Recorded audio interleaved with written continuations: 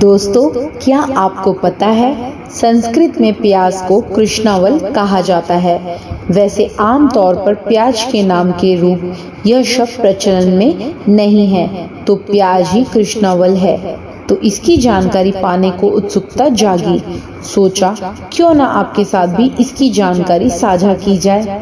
तो जानते हैं कि प्याज को क्यों कहते हैं कृष्णावल। दरअसल प्याज को वानस्पतिक नाम के अलावा हिंदी, अंग्रेजी के साथ विभिन्न भाषाओं में प्रचलित अलग अलग नामों से जाना जाता है।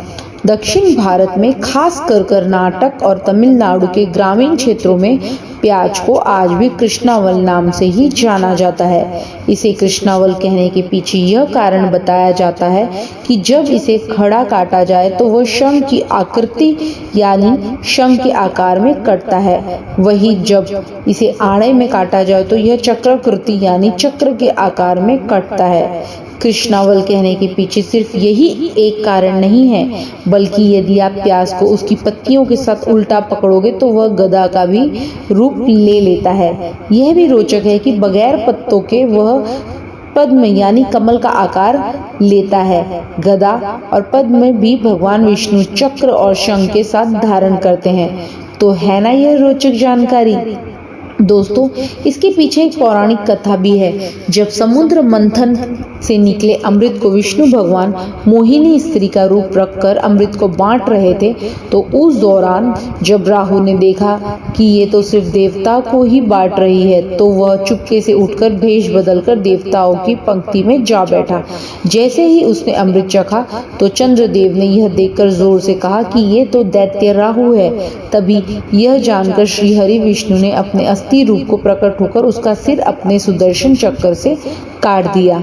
जब सिर काटा उस समय तक अमृत राहु के गले के नीचे नहीं उतर पाया था, किंतु चूंकि उसके शरीर में अमृत नहीं पहुंचा था, तो वह उसी समय भूमि पर उसका सिर रक्त और अमृत की बूंदों के साथ गिरा।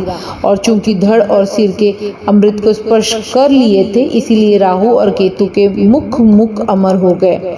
कहते हैं कि राहु और केतु के रूप में पृथक हुए उस समय राहु के शीश से जो रक्त गिरा, उससे प्याज के पौधे का जन्म हुआ और इसी कारण प्याज को काटने पर चक्र और शंख की आकृति दिखाई देती है। चूंकि इस पौधे को अमृत की बूंदों का भी योगदान था, तो यह पौधा जहां अमृत के समान है, वहीं यह मृत्यु के समान भी है। चूंकि यह दोनों खाद्य पदार्थ अमृत की बूंदों से उपजी है, इसीलिए यह रोगों और रोगाणुओं को नष्ट करने में अमृत समान भी है। और यह राक्षसों के मुख से होकर गिरी है, इसीलिए इनमें तेज गंध और ये अपवित्र भी है। इसका औषधि और मसालों के रूप में सेवन अमृत के समान है, परंतु इसका अति सेवन करना तामसिक गुणों को विकसित करना है। अतः कहा जाता है कि जो भी प्याज और लहसुन खाता है, उसका शरीर राक्षसों के शरीर की भांति मजबूत तो हो जाता है, लेकिन साथ ही उनकी बुद्धि और सोच विचार राक्षसों की तरह दूषित भी हो जाती है। स्वाद व सेहत का रखवाला भी है प्याज। सामान्य रूप से हमारे जीवन में भोजन के साथ प्याज का जुड़ाव बहुत गहरा है। रोजाना व कभी कभार भी उपयोग में आने वाला प्याज प्रत्यक्ष व अप्रत्यक्ष रूप हमारे भोजन का स्वाद बढ़ाने के साथ ही हमारी सेहत का भी ख्याल रखता है। वैसे तो हमारी रोजमर्रा की जिंदगी में जो सब्जियां उपयोग में आती है, सभी हमारे सेहत के लिए फायदेमंद होती है। उन्हीं में से प्याज भी अपना एक विशेष स्थान रखता है। सेहत की अगर बात करें तो प्याज एक औषधि का रूप भी है। प्राचीन काल से ही औषधि तथा भोजन के घटक के रूप में इसका उपयोग किया जाता रहा है।